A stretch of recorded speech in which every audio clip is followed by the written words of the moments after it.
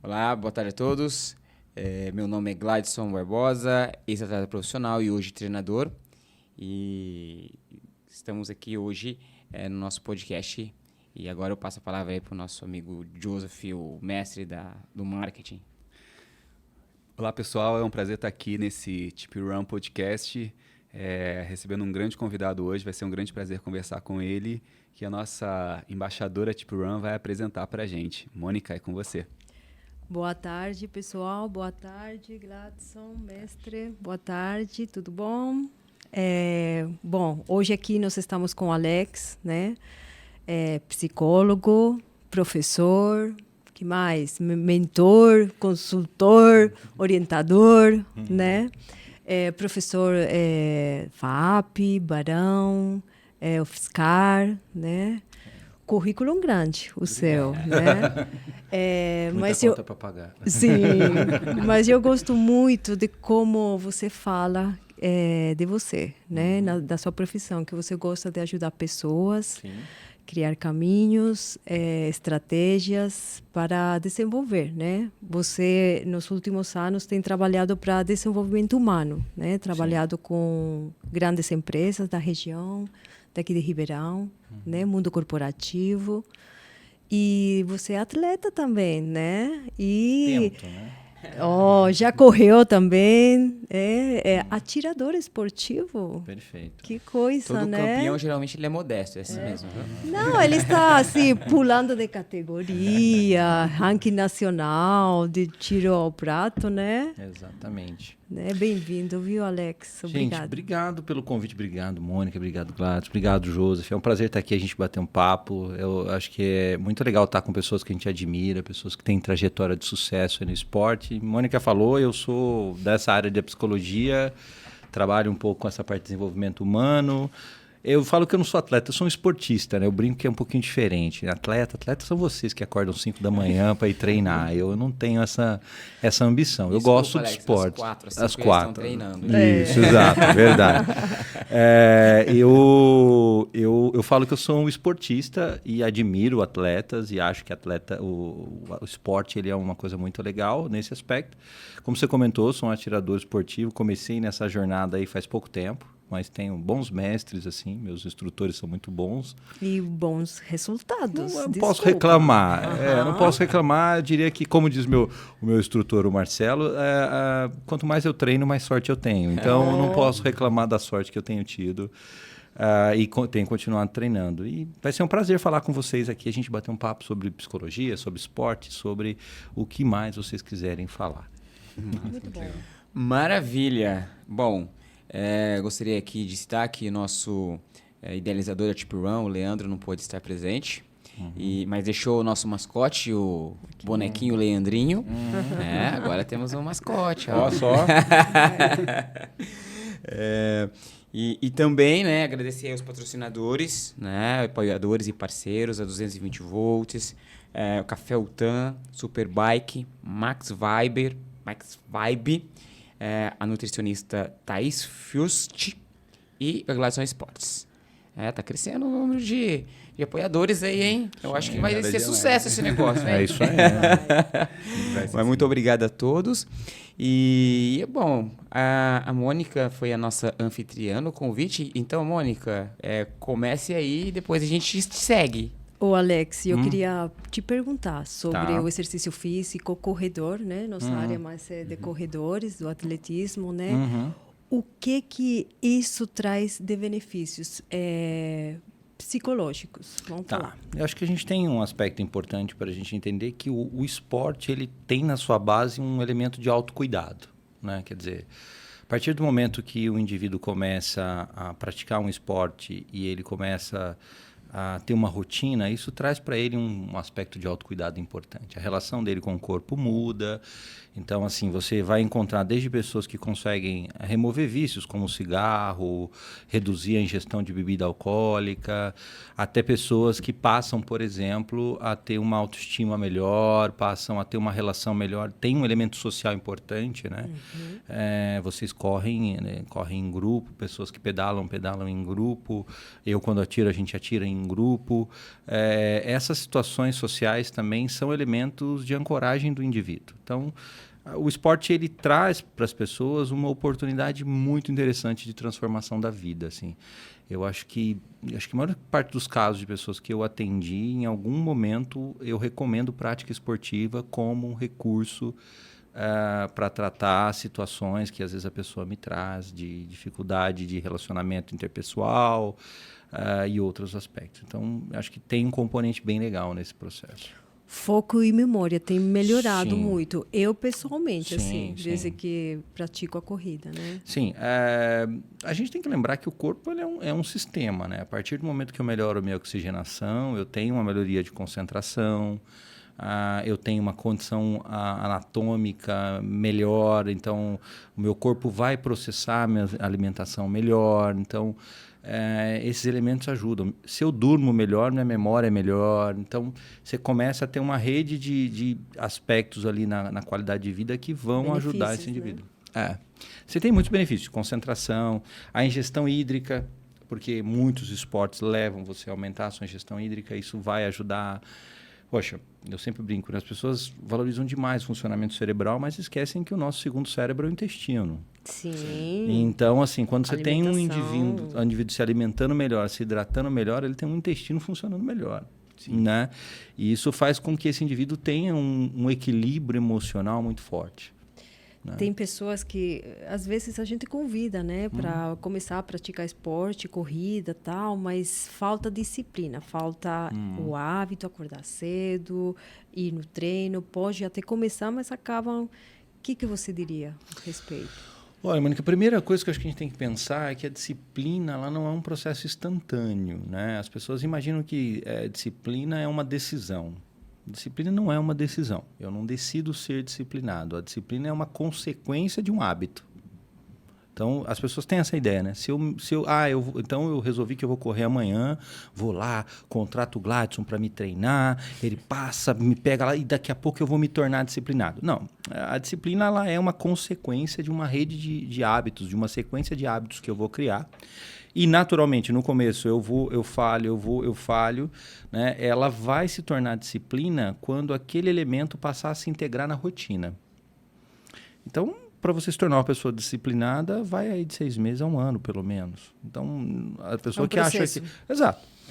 Dentro da ciência do esporte, já é comprovado que aproximadamente 90% das desistências acontecem nos primeiros 6 meses de trabalho. Exatamente isso aí. Uma pergunta interessante assim que me surgiu agora tem muitos grupos de apoio que falam dos hábitos que conseguem ser construídos em 21 dias. Isso é uma verdade ou não? Esse mito dos dias. Existe um mito que essas receitas mágicas. Não, se você fizer. Não, você pode ir 21 dias na academia, no 22º nunca mais aparecer. Tá? Acontece, né? Então, assim, não é 21 dias. Essa é minha meta. Já é 21, no 22º eu tô fora. Tô fora, já era. Eu treino 21 dias, no 22º nunca mais treino. Acho que tem um aspecto que a gente tem que pensar nesse processo, que é assim, a disciplina ela vai ser consequência de um ciclo de hábito que vai se integrar a uma rotina e uma rotina também que se ajusta àquilo porque é relevante. Você não cria disciplina em elemento onde você não vê valor. Então, por exemplo, tem pessoas que se tornam extremamente disciplinadas treinando natação. Né? Eu treino natação, mas não porque eu gosto. Eu falo que é um negócio sofrido para mim. Eu vou porque a natação me ajuda no tiro. Né? Porque eu não posso correr mais porque eu tenho um problema de quadril, então a natação ficou minha alternativa de esporte aeróbico, vamos pensar assim.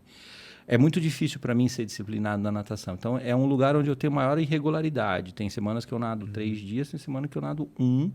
E assim, tem dia que eu olho para a piscina, olho para ela e falo assim, cara, eu vou ficar aqui indo e voltando para nada. Mas, beleza. Então, assim, a gente tem que entender que a disciplina... Agora, se você me fala assim, cara, quantas vezes você treina em casa... A gente fala de treino a seco, que é o treino com tiro. Você reproduz o movimento, só que a arma vazia, obviamente. Não dá para usar disparar em casa. Eu espero que não. Não, nem posso. Eu faço isso de 3 a 4 vezes por semana. E por quê? Porque aquilo, para mim, é um troço prazeroso. Sim. Então, assim, existe um componente de prazer, existe um componente de valor e existe um componente de rotina. O tempo que isso leva pode ser 21 dias, pode ser 10 dias, mas pode ser 1 ano. Né? Eu acho que vocês devem ter na história de vocês, o Gladys deve ter isso na história dos atletas que ele já treinou, de atletas que às vezes começam, desaparecem, você fala, vixe, foi abduzido, ele volta daí 6 meses, 7 meses, e aí ele vai começar a recomeçar o processo dele e vai entrar num processo de disciplina. Às vezes porque daquele momento de vida dele ali, aquilo fez sentido. Encaixou. O que eu percebo no dia a dia é que vai muito da abordagem. Porque eu costumo dizer que, geralmente, hoje as pessoas buscam atividade física e o esporte, e às vezes pelas razões erradas. Muito mais uma questão de estética, às vezes não está satisfeita com o seu corpo. E a abordagem de todos os alunos minha vamos começar, né? E o dia a dia nós vamos colocando metas.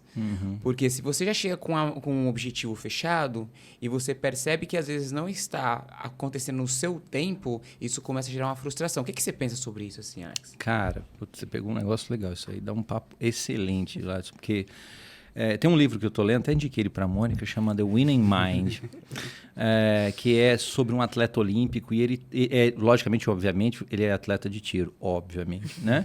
Mas ele tem alguns princípios que esse livro ele fala dos princípios do gerenciamento mental. Ele tem um sistema porque para nós, diferente da corrida, que para terminar uma maratona precisa de fôlego, o nosso é 95% mental. Tanto que você vai ver um monte de atirador fora de forma. Né? Quer dizer, você não vai ver o cara sarado. Se alguém for atirar para poder perder peso, tá lascado. Não é a escolha, entendeu? Não é a especificidade do esporte. Não é a especificidade do esporte. Tem uns atletas que falam, cara, aquele cara é o campeão. Você olha e fala, puta, esse cara é atleta olímpico, né? Deixa ele subir no pódio, não. Exato. Mas assim, ele tem um aspecto muito legal do treinamento do gerenciamento mental, que ele separa exatamente o que é meta de resultado de meta de processo. E ele vai dizer que todo atleta tem uma ênfase muitas vezes forte na meta de resultado, o que é um equívoco. Que é assim, cara, eu quero vencer uma prova, ou eu quero vencer todas as provas que eu vou participar, eu quero chegar em tal lugar, eu quero perder 20 quilos, Ele fala que essas metas de resultado, elas são o portal da frustração. Por quê? Vencer uma prova não depende só de você, alguém pode correr melhor. Tem muitas variáveis, né? Exato. Por mais que você fale, não, mas eu treinei... Alguém pode correr melhor no dia, ponto. Você pode, né, pisar errado num negócio ali, não tem perfeição. Então ele fala que as metas de resultado não são o caminho para você desenvolver performance e para você se evoluir em nenhum aspecto da vida. Ele fala de meta de processo.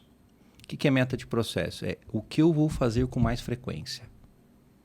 Então, se eu estou participando de uma competição, eu vou tentar participar de 2.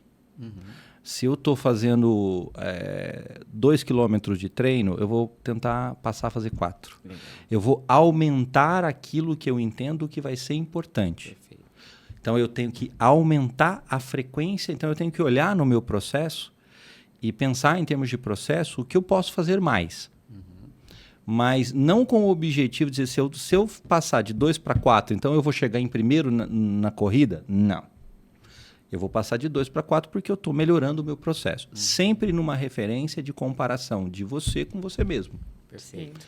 Porque aí você tem um parâmetro, não adianta eu me comparar com o indivíduo. Então, essa lógica, e eu gosto muito dessa lógica eu estava esse ano agora montando meu plano de treino para 2024, e aí eu sempre fui muito orientado à meta. Nosso esporte é muito orientado à meta, você tem número, então eu fico assim, putz, mas eu estou tendo 80% de aproveitamento, quero mudar para 85%. E isso, teve um momento aí que eu falei, cara, isso está sendo ruim para mim, porque aí eu ia para uma disputa, eu chegava em, puta, fiz 81. Aí eu falei, puta. E aí, assim, ele falou, cara, eu preciso aumentar a frequência de treino em casa. Então, se eu estou fazendo 3, vou fazer 4. Eu preciso fazer uma atividade agora de desenvolvimento neurocognitivo. Aí fui atrás de um software de neurocognição para me ajudar. Então, eu preciso melhorar, eu vou olhar no que eu quero melhorar. A consequência pode ser o resultado, mas pode ser que o resultado não venha. Sim. É que a gente, por exemplo, o corredor fala, quero fazer 5 km em menos de pacer, 20 minutos. É o famoso né? pacer, né? Aí a gente põe essa meta que não chega, né? Bom, eu tive um grande gestor de performance, meu ex-treinador, o Cláudio Castilho, 14 anos trabalhamos juntos.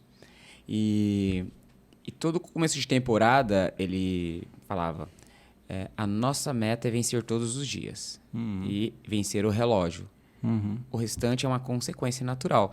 Seria mais ou menos por esse caminho assim? Isso, é mais ou menos assim. Você fala assim, cara, se esse ano eu vou tentar melhorar um pouco mais a minha alimentação, vamos supor que de 7 dias na semana, 5 eu tive uma alimentação legal, 2 eu avacalhei. Eu falei, cara, eu vou tentar em 6 ao invés... Tem número, tem meta, sim, mas isso é meta de processo. É de como você está se alimentando, é de como você está treinando, é de como você está dormindo. É meta de como e não meta do o quê. Não é a chegada o importante, entendeu? Você poderia ser treinador. Porque você falou algumas coisas aí que muitos treinadores às vezes se confundem um pouco, isso viu? Daí é treino, né? Mas treino. a Legal, Mônica citou uma coisa, eu perfeito. trabalho muitas vezes com empresa, às vezes quando dou treinamento para a equipe de vendas, eu falo para o cara, não adianta falar assim, eu quero bater a meta de venda. Tu tem que pensar quantas visitas você vai ter que fazer para poder vender. Se você não fizer, é o que você falou, se eu não acordar, porque senão fica no terreno do sonho. É mais ou menos assim, aquela pessoa, ela vai lá e escuta que o amigo dela fez a meia maratona do Rio e ela quer fazer, mas ela não acorda para treinar. Não vai. Fica Vai, no sonho. naturalmente não vai. E aí, em algum momento, ela vai falar, putz, eu não consigo os meus sonhos. Tá, não consegue porque ele não está no terreno instrumental, que é do como. Coloca a meta de como. Eu acho que esse é um caminho mais útil. Eu acho que o resultado vem como consequência. Seria querer subir no pódio, mas não querer pagar o preço. Exato. Não é mais ou menos isso. E muita gente quer o resultado, é o que você falou. Para mim, eu acho que a maior dificuldade hoje no desenvolvimento das pessoas chama-se vaidade. Imagine se você gostaria tanto de subir no pódio, se talvez você não pudesse postar. É verdade. Lógico. Né? É verdade. Entendeu? Essa é uma grande pergunta, cara. Cara, você Essa se é uma dedicaria grande tanto para pergunta. subir no Isso aí. pódio se você não pudesse postar? Entendeu? Quer dizer, você está fazendo por você ou você está fazendo para alguém? Você quer isso realmente para você? E coincidência ou não, o boom das corridas de rua, elas aconteceram concomitantemente conforme foi aparecendo nas redes sociais. Perfeito. Né? Então, Sim. com certeza, tem uma relação muito grande aí. Né? Todos são medalhistas, né, na corrida de rua. Exato. Isso é perfeito. Você quer... Não, por favor. Posso? Perfeito. Porque quando eu comecei a correr, aquele molequinho magrinho de bermuda roxa e parecia um queniano, mas só não corria igual, os 3 primeiros ganhavam medalha. Perfeito. E os outros, nada. E por isso que eu me apaixonei, porque eu gostava de ganhar medalhas. E, de repente, os organizadores falam assim, agora todo mundo vai ganhar medalha. Perfeito. Finalização. E aí, ou seja, eu falei assim, não, mas e agora? O que eu faço? Né? Essa questão de às vezes, não ter uma meta... vou pôr meta, né? Já falamos que não, mas assim, um mérito, né? Eu não sei, será que Mérito, isso não confunde mérito, né? um pouco, assim? Eu acho que tem um aspecto bem legal. Eu também acho bem curioso isso. Por isso que eu falei no início que eu me defino muito mais como esportista do que como atleta. Legal. Porque quando a gente fala de performance, eu tenho que pensar em atleta. Tá? Eu estou falando do indivíduo que fala assim, realmente, existe um ranking, existe um parâmetro. Ontem eu estava numa reunião, a gente estava conversando sobre como tornar o nosso esporte cada vez mais justo. Porque com a pandemia, por exemplo, você tem a possibilidade de provas remotas. Até Virtuais, o pessoal está né? fazendo isso. Exatamente. E aí você fala assim, cara, como é que eu comparo o cara que está correndo em Ribeirão com o cara que está correndo, por exemplo, no Canadá nesse momento, Fresquinho, né? né? Então a Mônica vai lá, faz uma prova, né, lá na Espanha, né, ali com aquela brisa mediterrânea, e ela joga o pacer dela lá embaixo e fala, pô, como é que eu comparo isso? Eu acho que assim, quando a gente está falando de performance e comparação, tratar todo mundo igual é injustiça. Sim. Eu Né? concordo. Então, assim, acho que quando a gente olha prova e performance, eu acho que tem iniciativas que reconhecem esforços. Eu falo assim, existem provas em qualquer esporte que são de incentivo ao esporte, incentivo à participação. Sim. E aí, se a pessoa foi lá domingo de manhã, ela merece uma medalha porque ela saiu de domingo de manhã da casa dela, que ela poderia estar fazendo outra Esse coisa. seria o mérito dela. O mérito Bem dela legal. e ali eu estou fazendo. Aquilo ali é uma prova de incentivo ao esporte. Ok, ali a medalha faz sentido de eu utilizar, a gente chama culturalmente de artefato de marcação. O que é artefato de marcação? Um símbolo que marca um comportamento que eu acho importante. Que você atingiu, né? Aquele... Beleza. Agora, quando eu estou falando performance, quando eu estou falando de desempenho, aí eu estou falando de atleta. Competição. Aí eu estou falando de parâmetro. Aí eu estou falando de técnica. Estou falando de variação de técnica. Estou falando de parâmetros de comparação que me permitam dizer assim, cara, a técnica desse cara é melhor. A capacidade desse cara é maior. Aí não dá para eu dizer que todo mundo é igual. Aí eu acho que são outros tipos de prova. Sim. Então, basicamente seria, em um dado momento, a pessoa ela precisa decidir se ela quer ser um atleta de alto rendimento ou se ela quer ser um amador. E aí, eu vejo seus vídeos e tal. E aí, eu vi você falando sobre automonitoria em um dos vídeos. Eu achei super interessante. Legal. Só que ali, você falou muito mais a questão de você conhecer você nas questões ali de raiva, né, uma coisa assim. Percepção. Mas qual que é a relação, de repente, de automonitoria com o esporte? Assim? Tem... Bom, vamos lá. Acho que assim, tem uma coisa legal nisso que você colocou, cara, que eu acho que é bem interessante de pensar o seguinte. Você pode passar a sua vida sendo um esportista. Eu conheço várias pessoas que são excelentes esportistas. O cara joga bola, o cara joga basquete, ele corre, ele nada. E você pode ter uma vida super saudável sendo um esportista, participando de um grupo de corrida. Isso é muito legal. Não necessariamente você precisa ser um atleta de alta performance ou você precisa se tornar um atleta. Eu falo que a escolha de se tornar um atleta é uma escolha dolorosa, em todos os sentidos. Física, financeiramente. A gente sempre brinca, né? Você vai ter que viajar para provas, tem que pagar a inscrição, você tem que ir hotel, você tem... Então, assim, a escolha de se tornar um atleta é um investimento. Né? E investimento tem que ser bem planejado na tua vida em todos os aspectos, que aí entra a resposta da automonitoria. Em alguns momentos eu tenho que me perguntar que lugar que eu quero que aquilo ocupe na minha vida. Né? Então, assim, você deve conhecer atletas que se divorciaram, porque a mulher falou, cara, não aguento mais você treinando. Né? Não aguento mais falar de corrida em casa. Exato. Se você aparecer com mais um tênis aqui... Você sai, o tênis fica, exato. Né? Você vai viajar de novo para outra corrida. prova. Onde? Né? É verdade. Então, assim, eu acho que tem um aspecto. E a pessoa tem que se conhecer um pouco nesse aspecto. Assim. Eu, por exemplo, trazendo um pouco da automonitoria para o meu olhar, eu sou uma pessoa com tendências à compulsão, eu sei disso. Né? Então, essa história de eu começar... Essa história de eu começar... Eles me conhecem. Eles sabem que eu tenho tendência a compulsões.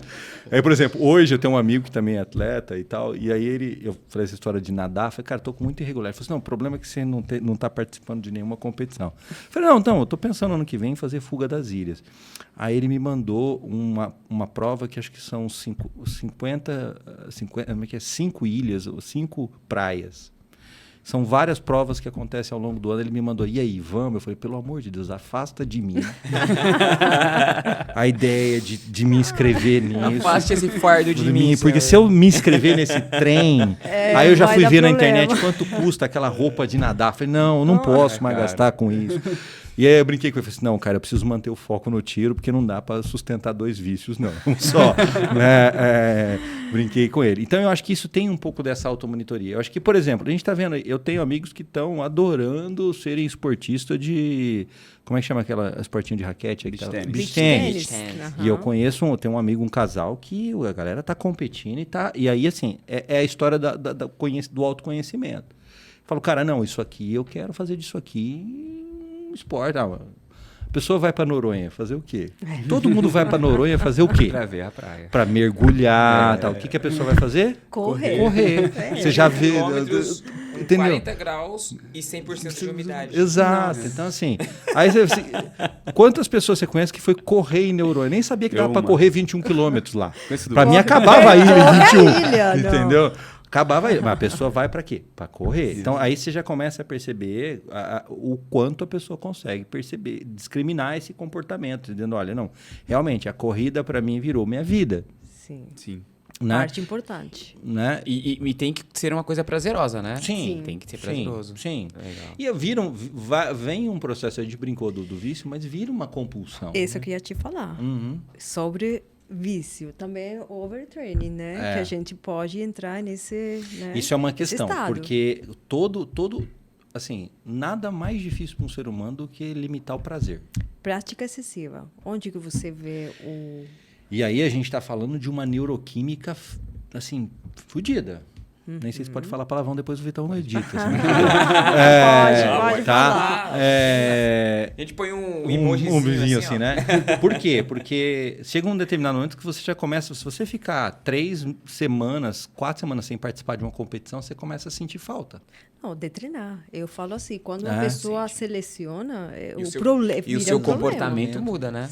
Exato. E aí você já começa a ficar irritado, você já começa a ficar, putz, tá faltando alguma coisa. Sim. Então, Cara, é uma coisa que dependência. eu percebo muito, assim, eu já fiz crossfit, já fiz alguns esportes, e quem não entende a descarga de prazer que Não. você tem depois de fazer aquela atividade de alta intensidade. Eu acredito que correr uma quilometragem absurda, né? Que pra mim é absurdo. Correr 21 quilômetros é muita Você coisa. não viu nada. Eu fui num evento dele que tinha um cara que corre 100. Corre 100, né? Eu nem sabia que existia corrida. Ultramaratonista, né? Mas por fazer esses esportes, assim, chegar no meu limite físico, eu sei o prazer que isso dá. E esse prazer é muito viciante. Então, como controlar, né? Se auto-monitorar para realmente não ficar viciado nesse prazer de uma forma muito... Mas assim, esse aprendizado, o Glad sabe disso muito melhor que eu. O aprendizado de um atleta de alta performance é ele aprender que ele precisa descansar.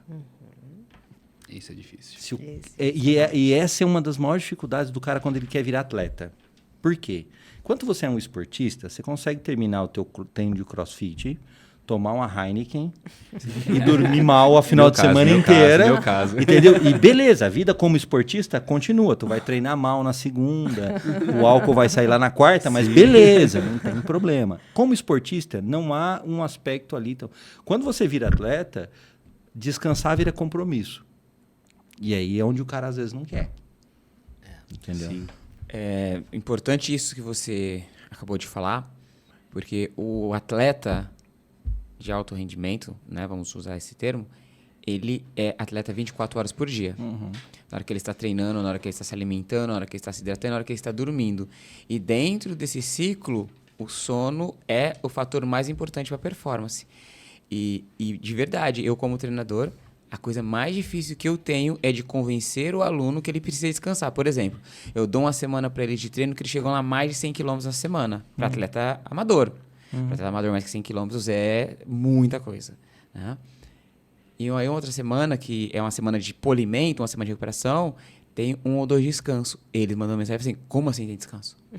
Como assim? Não vou treinar? Hoje, na Hoje eu minha vou planilha, piorar. tá descanso. Tá descanso? O que você esqueceu de colocar o treino aqui? Foi isso? Não, e não só descanso. Quando você vê um treino um pouquinho mais fofo, você já fica irritado. Fala, cara, eu vou ter que treinar fofo Tá hoje. duvidando de mim. Eu questiono muitas vezes. Nossa, mas por que colocou isso daí, né? Só Foi isso? mais um bloco. Não dá para você tá aproveitar. falando? Vamos aproveitar e fazer mais um. E aí é o problema do overtraining. Que aí eu acho que tem a questão mesmo que também entra num elemento de automonitoria, que é essa percepção da resposta orgânica. Tem pessoas que têm resposta inflamatória muito mais intensa, outro menos intensa. Você começa a compreender esse funcionamento também. Entender a tua fisiologia é um elemento muito importante. E isso você disse sobre a fisiologia, o treinador ele tem que ter a capacidade de observar também os fatores familiares, né? Os fatores do dia a dia. Por quê? Porque, por exemplo, o cortisol é um hormônio que, dependendo de onde ele é produzido, ele age como fator inflamatório ou anti-inflamatório. Se é o estresse do dia a dia, fome, qualquer coisa nesse sentido, você potencializa as inflamações do corpo. Se você não dormiu bem, pelo esporte, ele já é produzido e ele já age como fator anti-inflamatório. Então, eu tenho umas tabelas de medidas que eu avalio algumas coisas e tem treinos, quando eu vejo que o atleta ele chegou meio assim, eu faço a pontuação e aí às vezes eu tenho que alterar o treino, porque eu sei que ele já está com o cortisol dele alterado. E a chance dele ter uma lesão é grande. né? E então, isso que você falou é muito legal. É você perceber a fisiologia do corpo, né? Exato. E é um elemento que às vezes é muito fino. O indivíduo que ele vai refinando essa capacidade, porque o conceito de automonitoria nada mais é do que a capacidade que você tem de se perceber. Tá? De se monitorar. Desde a gente pensar que, putz, tô sentado muito baixo, tô curvado, até tô comendo por compulsão. Essa capacidade, ela é um processo importante do quanto o indivíduo consegue perceber como ele funciona, entender ali o que ele funciona, entender como ele funciona em termos de ciclo de sono, do tipo, cara, não adianta eu deitar às 7 horas da noite que eu vou acordar às 3. Eu preciso deitar 10 horas, o meu funcionamento é esse, tá? E assim, e aí entender o que é um elemento funcional daquele cara que quando ele está disfuncional.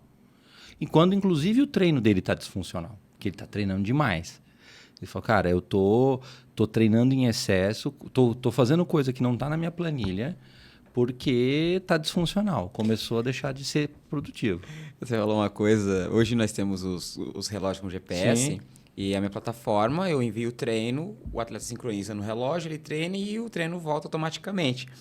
E aí tinha um atleta que ele gostava muito de correr. E no dia do descanso, então, para ele ir na padaria, ele ia correndo, para ir no supermercado, ele ia correndo. Então, assim, e aparecia para mim. No GPS. Aí, depois de umas 3 semanas, eu peguei, mandei uma mensagem e falei assim, tudo bem. Você pode fazer escondido, mas deixa o relógio em casa. Então, já que você quer treinar escondido, não leva o diabo do relógio. Entendeu? É mais ou menos isso. Mas qual que foi a consequência disso? Eu sempre orientava, falava, porque era um atleta muito determinado, comprometido, ainda é, porque ele está aí com a gente. Ele teve um caso de síndrome de overtraining. E depois ele teve um acometimento de fratura de estresse. Que vem do overtraining, né? E o processo de você se recuperar de um overtraining ou de uma fratura de estresse, ele é muito pior do que você respeitar as cargas de treino para não chegar nesse ponto. Perfeito. Por quê? Vamos pensar numa fratura de estresse. São 12 semanas sem corrida. Imagina você chegar para um cara que é louco por correr, porque ele só chegou nesse ponto, né? E falar para ele assim, 12 semanas sem correr. E aí eles entendem assim. Sim. Então, é perfeito isso. Mas agora uma coisa interessante, cara. O automonitoramento, você consegue se identificar. Eu consegui identificar meu problema aqui, mas eu não tenho habilidade psicológica suficiente para tomar a decisão certa. Como fazer nessa situação? Aí é onde você entra a importância. Primeiro que eu acho que é a importância de bons treinadores, tá? Acho que a gente tem agora uma geração nova de treinadores, eu diria nova, assim, de uns 30 anos para cá, que tem valorizado mais os aspectos psicológicos no treino e aí, assim, tem a sensibilidade para dizer, olha, esse atleta aqui precisa de uma ajuda, né? Então, se você parar e pensar que muitas seleções brasileiras não tinham apoio psicológico em algumas situações e você tem, às vezes, a necessidade do cara receber esse apoio. Então, assim, eu acho que a primeira coisa é, a partir do momento que eu estou identificando que o meu funcionamento está se tornando disfuncional, estou deixando de funcionar, é a busca da ajuda para entender esse processo. Então, bons treinadores ajudam muito, né? Eu realmente tenho uma grande preocupação hoje com os aspectos que são as dicas de internet. As pessoas vão achar que eu tenho problema com rede social. Tenho as minhas. Tá? Pode divulgar todas, inclusive. Não tem problema nenhum com rede social. A grande questão é que as pessoas, ao invés de procurarem um bom treinador, um bom apoio, elas vão se respaldar em dicas de internet. Sim. E aí ele começa a pegar essas dicas para resolver questões. Então ele vai lá no Google e diz, olha, eu tô com esse problema, eu tô com essa dor, eu tô com isso, como é que... E aí ele pega treinos prontos, ele pega apoios psicológicos né? Pega a galera dos coachings, às vezes, que não, você tem que superar a sua mentalidade bloqueadora. Não, 20 dias passa, essas bobagens. Sim. Essas coisas todas fazem com que o cara acaba não evoluindo. E aí ele agrava, às vezes, uma lesão, porque às vezes ele precisa realmente falar com o médico, às vezes ele precisa falar com o psicólogo, às vezes ele precisa de um nutricionista. Fisioterapeuta. Cara, eu tenho muitos casos de pessoas que chegam para mim em atendimento psicológico, que eu falo, cara, a primeira coisa que tu vai fazer uma check-up hormonal. E até hoje, em todos os casos que eu pedi check-up hormonal, deu problema.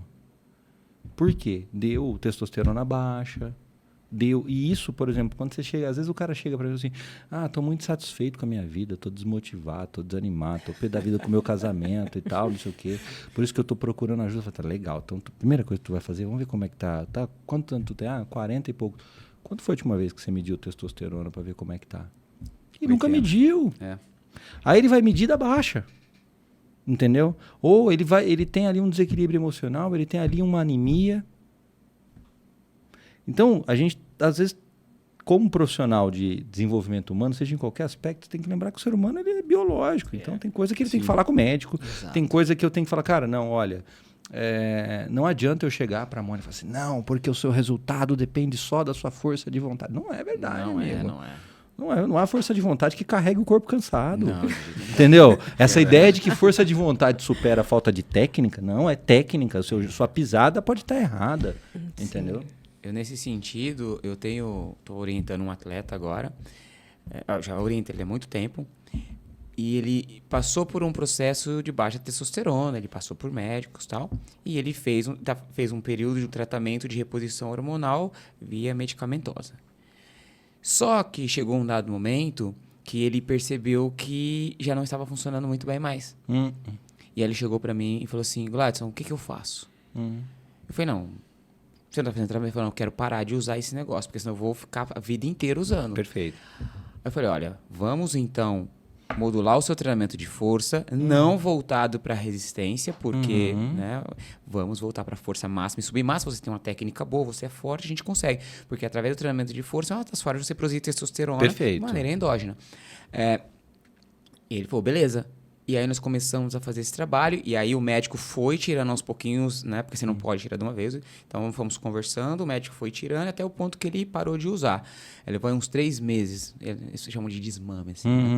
Né? E hoje está fazendo, e hoje os níveis de testosterona dele estão normal de novo. Por quê?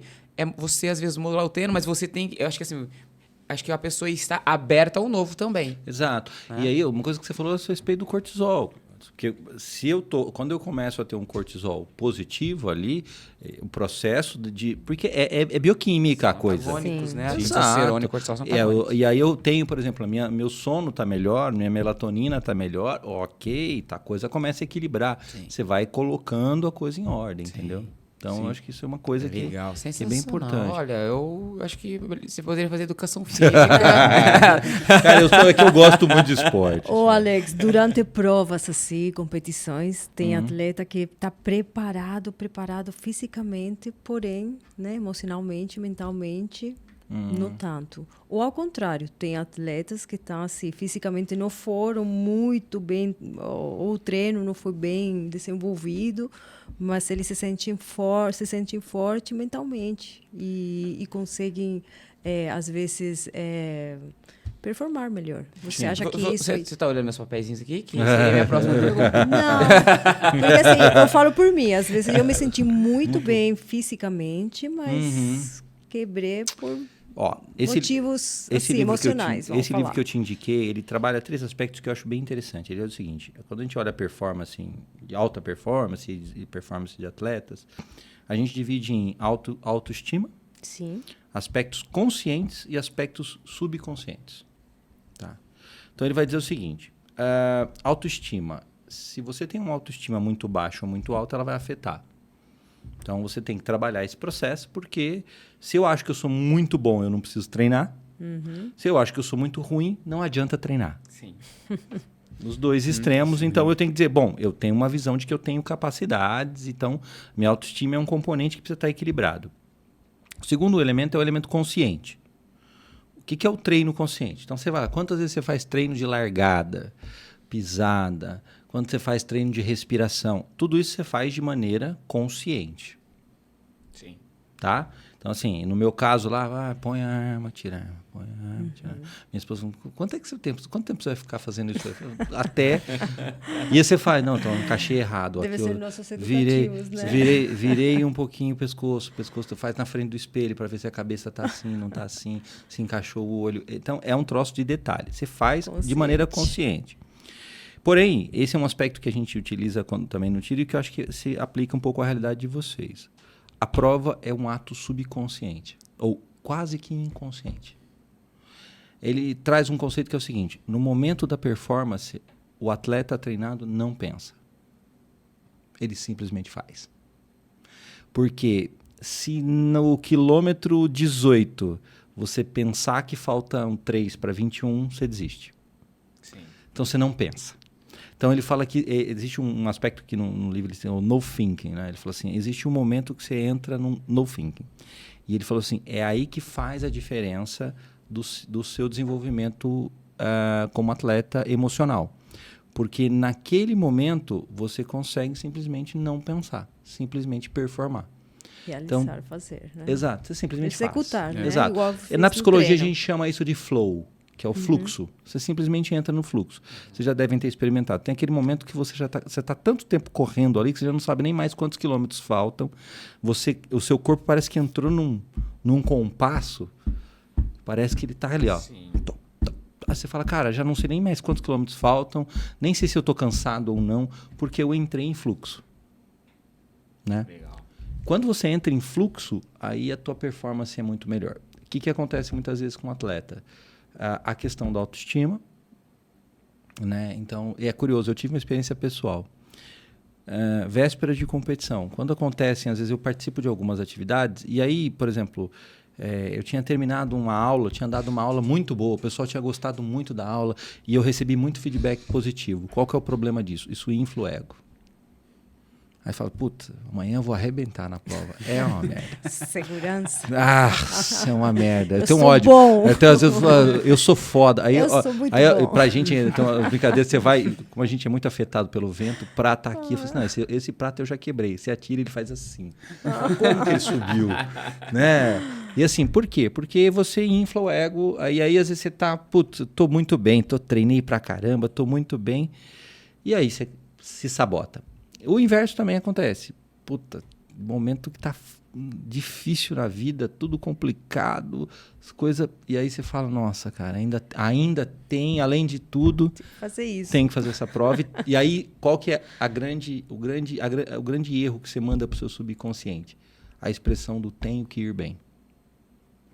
É cobrança, né? Ele fala que nada prejudica mais um atleta, e eu gosto muito dessa expressão, do que a ideia de que ele tem que ir bem. Quando ele manda essa mensagem pro inconsciente dele, pro subconsciente dele, se antes da prova, assim, tenho que ir bem, pode ter certeza, ele vai mal. Eu tenho uma pergunta pessoal, Alex. Você acha que a raiva, ela coloca a gente no estado de flow na prática esportiva? Não, a raiva, ela é um dos afetos. É que assim, quando a gente pensa em emoção, a gente fala em alegria, raiva, medo, tristeza, elas têm fluidez muito grande. Você não sente raiva durante 21 quilômetros. Ninguém consegue sentir raiva durante 21 quilômetros. Você não sente raiva tanto tempo assim quanto as pessoas imaginam. Então, assim, é igual, por exemplo, o cara que sentir raiva, o raiva me ajuda no boxe. Não, porque no terceiro soco você Você acalma, né? Ou o cara te acalma. A primeira pancada que ele dá em você te acalma, que é uma beleza. Você vai dar raiva pro medo, fala, rapaz, se ele der mais um, eu capoto, entendeu? Vou perder os dentes. Então, assim, a raiva, ela é um dos afetos. Então, assim, entenda, durante uma prova, um atleta, ele vai sentir as 5 emoções. Ele vai sentir medo, ele vai sentir alegria, ele vai sentir tristeza, ele vai sentir raiva e ele vai sentir desprezo. Todas essas emoções vão acontecer e acontecem funcionalmente. Explica um pouquinho mais o desprezo. O desprezo é a capacidade que você tem de ignorar. Um atleta usa desprezo quando ele quer ignorar uma dor. Entendi. Entendeu? Muito A legal. dor é um ponto aqui. Vou falar rapidamente um caso que aconteceu no Pinheiros. Tinha uma atleta que ela é muito boa. E quando ela estava se projetando para ir para os Jogos Olímpicos, próximo ali, um ano antes, e as chances eram grandes, ela começou a ter muitas lesões. Muitas lesões. E aí fazia tratamento, melhorava, aí logo que terminava um tratamento, outra lesão aparecia, e isso era um ciclo. Até que um dia meu treinador chegou, olhou para ela e falou assim, meu treinador não, meu ex-treinador. Assim, hoje eu sou treinador, então ele não é mais. Você está proibida de se lesionar a partir de agora. Porque ele percebeu que não era físico, assim, do treino, né? Sim. O que você fala sobre isso, assim? Cara, a dor, e assim, hoje... E ela parou de se lesionar depois.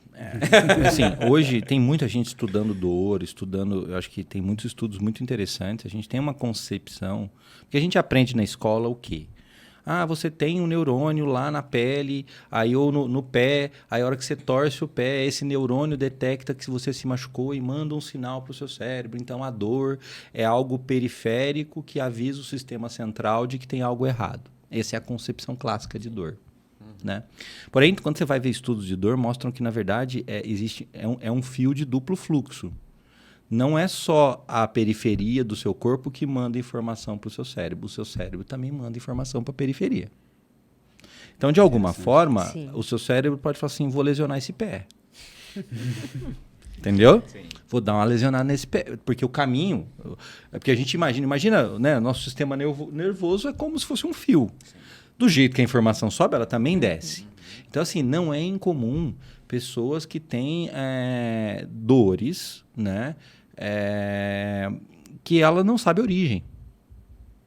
Não sabe a causa. Ela tem lesões que ela não sabe a causa, né? A gente tem um exemplo extremo disso quando uma pessoa sofre uma amputação, que é o famoso dor do membro fantasma. Já viram essa expressão? Sim, que é a pessoa sentir dor num membro que ela não tem mais. Se você parar, em termos aspectos lógicos, não faria sentido. Mas você tem ali isso. Então, você vai ter quadros de pessoas que vão desenvolver processos de lesão, processos de dor que são derivadas desse processo psíquico, né? Então, você tem hoje já estudos sobre fibromialgia, por exemplo, que tratam com antidepressivo. Sim. Então, você está dizendo, olha, eu não estou tratando um problema fisiológico. Não estou trabalhando com anti-inflamatório, eu estou trabalhando com antidepressivo. Sim. Então, você já tem casos muito interessantes de tratamentos de dor com antidepressivo muito funcional. Né? Então, aí a gente tem muitas vezes esse processo da pessoa entender um pouco essa relação. Você tem muitos atletas que entram no esporte, às vezes, por uma relação familiar. O pai era atleta e a pessoa é atleta, e aí ela tem aquela cobrança de performance. Às vezes ela nem queria tanto aquele esporte, mas aquilo é quase que uma tradição de família. Então, assim, todo esse processo, ele é um processo, às vezes, desafiador para a pessoa. E tem muito de aspecto psicológico dessa mensagem dela, né? Tipo, cara, eu não posso ir mal, eu não quero desapontar meu treinador, porque, às vezes, você vai ser colocado na figura do pai. Você pode ter um atleta que o cara, ele transfere para o treinador aquele desejo de impressionar, que é o desejo que ele tem de impressionar o pai. Sim. E isso vai, muitas vezes, quando ele decepciona aquele treinador, virar uma dor. E é uma dor. A gente tem uma expressão na psicologia do seguinte... Ele sente que fracassou, né? Exato. Uhum. O seu cérebro não sabe a diferença entre o que está dentro e o que está fora. Tá? Então, para ele... Tanto que existem esportes que um dos treinos que a gente faz no tiro é a visualização.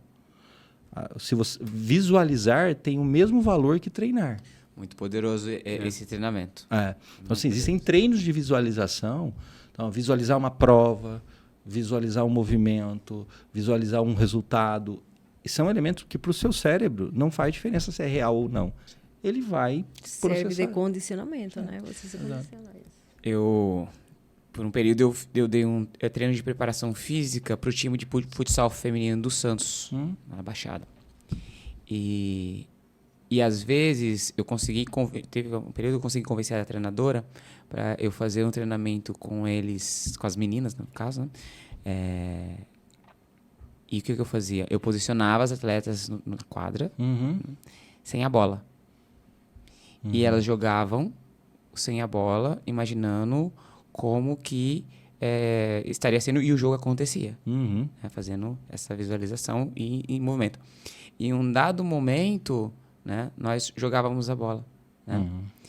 E elas melhoravam a performance na hora e depois elas relatavam que é como se elas já tivessem visto aqueles movimentos que elas fizeram, como já tivessem visto antes, assim. Né? Muito legal. Assim. Que é o ensaio mental. O dançarino faz isso. Agora, é claro que assim, é importante sempre fazer uma ressalva. Nem toda dor é uma questão psicológica, mas existem dores de raízes psicológicas, com certeza. E o medo pode provocar essa dor prévia, tipo o medo da frustração, por exemplo, principalmente em atletas jovens, né? O cara se preparou e chega ali perto da competição, o medo da frustração acaba tipo, vou transformar isso aqui numa dor antes dessa competição. Eu sou um cara chato com conceito, então não fique bravo comigo. Tá? Por quê? Entenda uma coisa. Nós temos 3 níveis de afeto. Sensação, corpo. Calor, frio, dor, fome, sono. Emoções. Medo, raiva, alegria, tristeza e desprezo. Só existem essas 5, não existem outras emoções. E sentimentos. Sentimentos são conceitos emocionais complexos, formados por mais de uma emoção. Então, por exemplo, prazer é um sentimento. Amor é um sentimento. Frustração é um sentimento. Por que eu estou dizendo isso? Porque a questão não está no medo em si. Tá? O quanto o indivíduo simboliza naquilo, por exemplo, um desejo de realização. E aí a frustração é o sentimento que ele tem que trabalhar.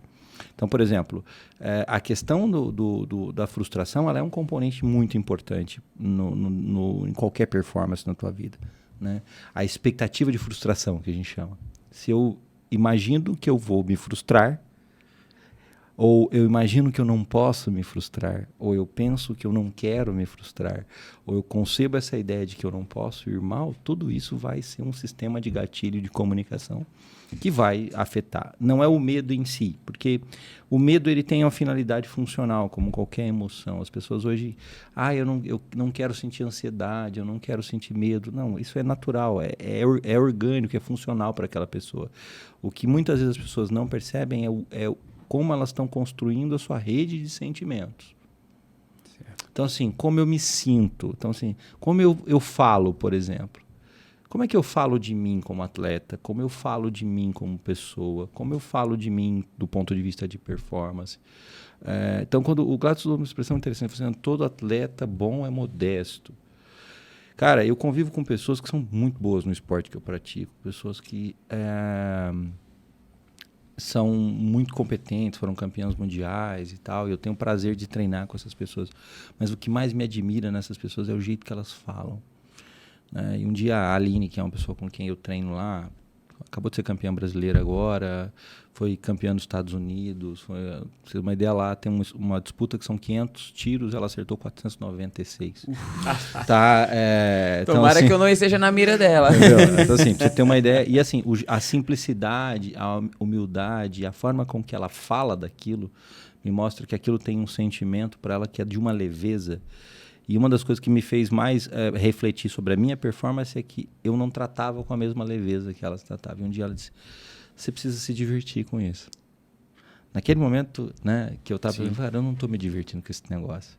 Então, o sentimento que eu estava nutrindo era um sentimento de obrigação. Entendo. De cobrança, de cobrança. melhorar. E aí, a hora que eu falei assim, esse trem é pra eu divertir, rapaz. Não é que começou a ir bem? Entendeu? Um dia, a hora que eu comecei a me divertir, eu comecei... E tem o Rubem Alves tem um livro chamado Variações sobre o Prazer. E esse livro, para mim, faz muito sentido, que é a gente não sabe ter prazer. Sim. É um sentimento que a gente não aprende. A gente fica tão preocupado em evitar o medo, a frustração. Talvez, se o cara aprender a ter prazer correndo, se o cara aprender a ter prazer treinando, cara, a vida dele vai ser muito mais legal. Ela vai continuar sentindo medo e não tem problema. De uma forma social, Gladson, a gente estava conversando sobre o pódio, o choro no pódio dos atletas brasileiros. Que eles podem ser um choro de alegria, né? Ou o choro pelo conseguir, apesar de tudo. Fala um pouquinho sobre o Alex, que você estava me falando. Isso é uma coisa muito marcante, porque principalmente nos atletas latinos, eu percebo que quando eles realizam algo grande, geralmente eles choram. Sim. O que você... Cara, eu acho que a gente tem condições... Assim, infelizmente, o Brasil não é um país do esporte. Assim, né? O Brasil é um país do mercado esportivo, que é triste. Né? Sou apaixonado por motos, Mônica sabe disso. Os melhores pilotos de moto são espanhóis ou italianos. Eu tive a oportunidade de estar na Espanha, na Itália. E assim, uma das coisas que mais me chama a atenção... Se você ligar a TV, em vários horários tem transmissão de campeonato de moto, de crianças correndo de moto com 5, 6, 7 anos. Legal. Né? Eu vi uma coisa na Espanha que me chamou muito a atenção. Transmissão de jogos de escola de ensino médio. Sim. Eu falei, cara, os caras... Como, né? Aí você entende por que os caras têm o número de atletas que têm, as performances que têm. Infelizmente, e aí você comentou, pô, vocês estão com bastante patrocinador. Eu fico muito feliz de ver qualquer iniciativa no Brasil que não tenho nada contra o futebol, tá? Mas que não seja só futebol sendo patrocinado. Sim. Então, assim, a gente, quando eu vejo um atleta brasileiro campeão, a gente acabou agora, o campeão mundial de overall, que é uma modalidade de tiro esportivo, é brasileiro. Ele chorou no pódio, tá lá a bandeira brasileira de overall, na Malásia. Cara, só para você ter uma ideia em termos parâmetros, aqui no Brasil, para você disparar uma calibre 12, o mínimo que você gasta é R$4. Nos Estados Unidos, você gasta 50 centavos. Então, sim, em alguns momentos eu falo, cara, quando o cara conquista isso, quando você vê lá o brasileiro que é campeão mundial de tiro ao arco, e ninguém sabe nem quem ele é, porque nenhuma grande mídia o entrevistou, a não ser uma nota de rodapé, fulano. Então, assim, você foi atleta há muito tempo, sabe o quanto que o cara que ele muitas vezes para ele ser um atleta de alta performance é uma doação de vida. Sim. Né? Então, nem falar que a Bolsa Atleta no Brasil é R$980. É triste. Agora, eu acho que tem também um elemento do alívio, tem um elemento porque eu acho que o momento do pódio é o momento que o cara encontra ele. Eu falo que é a hora que a dívida paga. Porque é a hora que você fala, puta, aqueles dias que eu acordei, aquela dieta que eu fiz, aquele treino que eu fiz, me trouxe aqui. E aí eu acho que o momento que você se surpreende é quando você se encontra. Você fala, eu cheguei aqui. Né? Eu acho que aí o choro tem um pouco nesse sentido também. E agora eu vou te dar o outro lado dentro dessa pergunta. Em países desenvolvidos, o que eu percebo é que quando esses atletas conquistam algo grande, eles comemoram, né? Eles vibram, é um momento de êxtase. E são antagônicos. Seria a mesma relação? Eu acho que tem um elemento cultural de forma de comemoração também. Nós latinos temos o choro como uma expressão social muito intensa, né? A gente chora como um elemento muito forte. Eu acho que tem um elemento cultural, acho que conta ali, mas eu acho que tem também um pouco dessa característica do processo de formação desse atleta. Né? Eu acho que você tem um atleta formado de maneira diferente. Né? Eu acho que essa formação desse atleta traz para ele uma jornada afetiva diferente. Né? Então, assim, acho que ele está ali conquistando de uma maneira diferente, ele tem esse aspecto. Mas eu acho que o choro também é uma forma de celebração. Sim, claro. Eu acho que claro. Ô Gladson, você chorou muito? No pódio? Deixa eu ver. Não, eu chorava Nós depois. vamos buscar a foto. Eu chorava depois. Nós vamos buscar as passadas. Nós vamos revirar. Nós vamos fazer um Pode arquivo procurar, confidencial do pode Gladson. procurar. Vamos, por favor, É que produção. isso, mas uma coisa que você disse aqui no nosso bate-papo é a questão da preparação e a certeza e convicção que você está preparado para o desafio. Atleta nenhum sabe que ele está preparado para ganhar a competição. Ele sabe que ele está preparado para dar o seu melhor. E o seu melhor pode te levar a esse resultado. E eu sempre me preparei tanto e cheguei, sabe? Porque o que eu mais temia era não me preparar a ponto de chegar lá e não conseguir fazer o meu melhor. Então, a minha comemoração era muito mais tipo, deu certo, né? E aí eu ia pro bode, ficava feliz e tal. Quando eu ia embora, que aí baixava a adrenalina, aí ali eu tinha uns momentos que eu acho que eu... Invadia. tipo... Transborda, assim, né? É aquela coisa, é a Oscila. euforia e depois a depressão, Exato, assim, né? Seria isso, né? Na verdade, é o que eu falei, a história do jogo emocional. Vem a alegria, depois vem a tristeza, depois vem a raiva, depois vem o medo. É um processo, é um coquetel ali de emoção. E legal. E nisso que você... Vamos pegar um gancho aqui. Ou dar seguimento nisso. Vou te descrever a temporada de um atleta. Começo de ano, senta com o patrocinador, ele fala, 12 meses, você tem tantos R$1.000 dividido em 12 meses.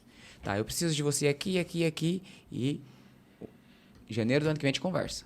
E aí é treinamento, processo, e aí vai. E aí o atleta vai treinando, né? Nós vamos pra altitude, volta, vai pra Europa, volta. Loucura. Às vezes a gente não sabe se é dia, se é noite, tanto que viaja. E aí, o grande campeonato é onde os atletas param para descansar. Sim. E assim, nós sentíamos uma frustração muito grande. Eu falava, nossa, agora que eu cheguei, né? Sofri até aqui, agora que eu tô voando, acabou a temporada. Uhum. E isso gerava... A gente ficava meio perdido, assim. Porque tinha depois 6 meses para voltar a temporada, né? O que seria essa sensação depois, assim? Acho que existe um vazio. Acho que esse é quando você pega, por exemplo... Eu já li alguns livros de preparadores olímpicos e tal. Eles falam que o ciclo olímpico é muito difícil, né? Porque são 4 anos para você chegar e é uma prova que dura, né? Os dias e acaba. E acabou. Uhum. Então, assim, O Bolt dizia que ele treinou 4 anos para correr 9 segundos. Né? Exato. Então, assim, é um 10 segundos, negócio né? absurdo. Então, assim, eu acho que tem um processo desse vazio mesmo, assim, né? A competição, ela tem um componente de adrenalina, que tem esse pico que você está falando, que é o ponto de dizer assim, cara, eu tô naquele pico da competição. Então, eu acho que quando a competição acontece, ela vem um pouco desse vazio, né? Casar esse ciclo do tá bem no momento certo do campeonato, cara, isso é uma arte, hein? Porque tem muita gente que o cara fala assim, o campeonato acabou, tô bem, né? Ou, cara, tô bem, o campeonato tá na metade, Sim. né? Uhum. Então, assim, casar esse compasso, acho que isso é uma exigência grande ali. Uhum. Agora, eu acho que tem um vazio, às vezes, que acontece nesse processo, que é um pouco desse esvaziamento mesmo. Porque a competição, ela toma um espaço muito importante, né? O esporte toma um espaço muito importante da vida, né? Porque ou você está correndo, você está pensando em corrida, você está vendo calendário de corrida, ou você está pensando em equipamento para corrida, ou você vai pensar na nutrição para corrida, porque né, vocês estão nesse momento. Sim. Né? 2024, você já está olhando, bom, quando que vai ter Quais competição? as eu provas? vou, quais são Tem as uma provas? meia maratona, quando? Dia 10? Em maio. Maio? Não, mas tem em janeiro, né? Em janeiro, Tem maio, janeiro aqui. 2024 já começou. Já, então, Né? exato. Hoje pela manhã eu estava fazendo o quê? Pegando o calendário da Liga Nacional, falando assim, tem esse. É assim. Tem as ilhas lá, né? E olha, agora eu vou te fazer a pergunta de milhões. E tá. É a grande finale. Quando a luz ali acende. Né? Eu conheço atletas extremamente vencedores. Atletas olímpicos, medalhistas olímpicos, às vezes. E que quando encerram suas carreiras, eles têm um comportamento de vida depois autodestrutivo. Sim. Você conversa com eles, eles têm aquela ideia de que parece que eles não realizaram nada. Eles não entendem o tamanho e a dimensão do que eles fizeram e o que eles podem contribuir. E eles vivem num processo, às vezes, que você fala assim, não, como que pode, né? 99% das pessoas queria ser isso e ele não entende. O que acontece, assim? Cara, acho que realmente dá um podcast novo esse aí. Brincadeira. Mas a gente tem que lembrar, né, que um dos maiores medalhistas de natação foi internado numa clínica de reabilitação. Sim. Né? Então, assim, a gente tem que lembrar que esse é um processo. Acho que tem uma coisa bem... Michael Phelps. Sim. Né? O Phelps tem inclusive tem um livro muito legal, a história, acho que vale muito para o entendimento disso. Eu acho que tem um aspecto também do holofote, que acho que isso é importante, que é o cara ele ter essa visibilidade, né? Existem alguns elementos também de comportamento autodestrutivo, porque quando você vai nessa vibe da performance, você vai se testando, né? E aí, quando aquilo deixa de ter sentido na tua vida, aí você vai se sabotando, você vai se destruindo. Né? O atleta ele precisa pensar nessa jornada, inclusive de quando ele vai parar. Transição, Perfeito. Né? E assim, vou recomendar um filme, série do Netflix, bem legal, chamado Corrida ao Cume, né? Que conta a história de 2 escaladores que competiam para ver quem fazia a escalada livre mais rápida. Esse vale muito a pena porque uma das discussões tá lá na Netflix, foi uma indicação de um grande amigo também que é atleta, que é o Evandro, e assim, esse filme ele é muito legal porque ele discute o momento de parar. Qual que é o momento? Qual é o momento de parar? E aí assim, não vou dar spoiler, mas um dos atletas sabe o momento de parar e o outro não soube o momento de parar ou não sabe quando parar. E aí você vai ver esses processos. Legal. Então, eu acho que tem um aspecto aí muito legal e uma coisa que eu discuto muito, assim, assim como o atleta, o profissional de uma empresa também é um cara de alta performance. Sim. E a gente tem gente que não consegue aposentar. Você tem gente que o cara não consegue parar o trabalho dele. Entendeu? Tipo, ele não consegue Para deixar e de ser morre, executivo. né? Ele para, ele infarta. Ele para, ele começa a engordar, ele começa a ter uma vida muito pior. E aí o cara sabe o quê? Ele sabe pular de um trabalho para outro.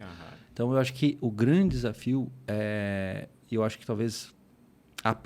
acho que eu deixaria assim, para essa resposta, a principal é aprender a ter prazer. Perfeito. Porque senão você não sabe como parar. Porque isso faz com que você não consiga. Você aprendeu a ter prazer, você saiu da condição de ter prazer correndo para aprender a ter prazer treinando. Sim. Você aprendeu a ter prazer vendo os seus atletas tendo performance. Exatamente. Então, isso te permitiu parar de maneira saudável. O cara que não consegue aprender a ter prazer em outras coisas, ele fica dependente de um tipo só de prazer. Aí ele deixa de ser saudável para virar um viciado. Entendeu? Perfeito. Sensacional. Muito bom. É isso, mais alguma? Não. Eu queria, nós estávamos perguntando e falando o que é teimosia e o que é persistência. Pergunta chave. Essa é Mônica, muito essa bom. pergunta vindo de você é enviesada, né? Ó, a gente fala que a teimosia ela é um componente importante da persistência, mas a persistência ela está ligada ao desejo de encontrar uma técnica de superação. Teimosia imagina aquela criança que vê que o quadrado não encaixa na bola, mas ela está insistindo.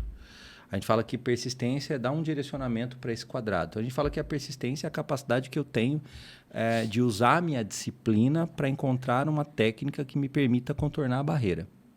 A gente brinca aí né? Então, poxa, eu estou com dificuldade ali, eu vou encontrar uma técnica para poder substituir não aquilo. desistir de buscar o caminho certo. Exato, né? isso é persistência. Agora, se eu estou insistindo em fazer do mesmo jeito, sem mudar a técnica, querendo que o resultado seja diferente, aí é teimosia. Então, a disponibilidade para mudança de técnica, acho que está aí nessa questão da teimosia. Muito bom. Mas, assim, teimosia, eu sempre falo isso, teimosia não gera resultado. Teimosia gera problema. Sim. Agora, a persistência, ela gera um resultado pra caramba. Legal. Sensacional. Muito Incrível. bom. Beleza? Sejamos persistentes. Persistência. Não teimosos, Muito bom. Mônica. Ó, deixa eu contar, o Joseph, ele faz planilha dos sentimentos, viu? Cara, eu planilho. É isso mesmo, achei Então, depois, se assim, você quiser, muito pega meu interessante. WhatsApp com a Mônica, eu te mando um monte de material pra você ler, cara. Começa com Linguagem das Emoções, do Paul Ekman, você vai gostar muito. O Paul Ekman foi aquele cara que fez uma série chamada Light to Me, não sei se você vai lembrar dessa série. Isso é muito novo pra isso. Muito bom. O Light to Me é o que o cara percebia que as pessoas estavam mentindo pela face. E esse livro, ele deu origem a um sistema que os Estados Unidos utiliza, que é um algoritmo que percebe contradições emocionais por contradições de músculos da face. Esse livro é bem legal, chama Linguagem das Emoções. Massa. Eu começaria por ele, você vai gostar. Aí que eu vou planilhar tudo mesmo. Aí, vai. Finalizando. Pessoal, Alex, muito obrigada. Mais uma vez, gratidão por tudo, né? Pela amizade, né? Todos os convites você aceita, né? É sempre um então, prazer. muito obrigada por estar aqui conosco, viu? Eu agradeço demais e parabenizo vocês pela iniciativa. Eu acho que a gente precisa colocar a corrida num outro patamar e a gente precisa de pessoas com os exemplos que vocês trazem. Eu espero que assim, vocês tenham um grande sucesso nessa jornada. Eu acho que isso é muito legal e que seja inspirador mesmo. Isso mesmo. Focamos no processo, né? O resultado vai vir. Exato. Isso mesmo. Muito obrigado, Alex. Tudo que você disse aí eu aplico, acompanho muito. E quando nós conversamos sempre, o que você fala tem sempre uma relação muito grande com a fisiologia do esporte, com o treinamento, né? Claro que dentro de um panorama diferente. E sempre agrega muito valor ao que eu faço no dia a dia. Tá? Obrigado, foi um prazer. E mais uma aula aí para mim. Obrigado, viu? Gente. Obrigado e boa sorte e sucesso a vocês. Até Valeu, a próxima. agradeço. Obrigado. Obrigada, Até Alex. mais.